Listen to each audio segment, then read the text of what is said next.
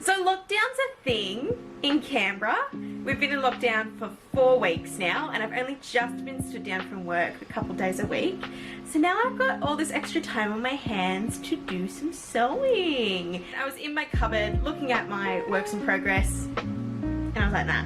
No. It's time for a new one. So I follow this model on Instagram. Her name is Stephanie. She's absolutely stunning. And this picture, I saw the dress. I was just like, I need this dress. So it's something, I just screenshot it and saved it to my folder on my phone where I keep all my kind of inspirations of possible projects for the future. And then I found this fabric on Spotlight for $5 a meter on sale. So I bought 5 meters of the fabric. Specifically to make this project.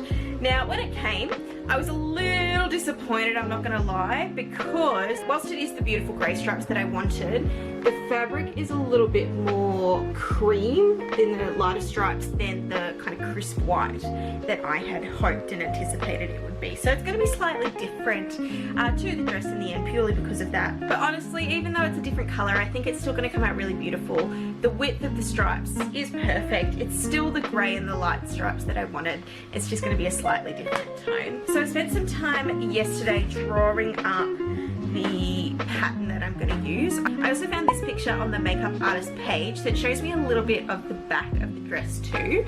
So it's made it really easy for me to kind of figure out logistically what I'm going to do. I'm going to try and do, instead of doing the gathered rectangle skirt, I'm going to try something a little bit different that I've not done before, purely because I've done several of these rectangular gathered skirts. So I'm going to try a double circle skirt. So I've got my 2 circles, I've got my gathered bust piece, I've got my waist piece, and I've got my back piece, a pocket for either side, and some bias tape for the edging of the top and the strap. Feeling pretty confident with my measurements. I spent quite a bit of time yesterday wrestling with the numbers, and I'm really happy with what I've come up with. I think overall it's going to be a pretty quick and easy project. I'm hoping I'll be done today.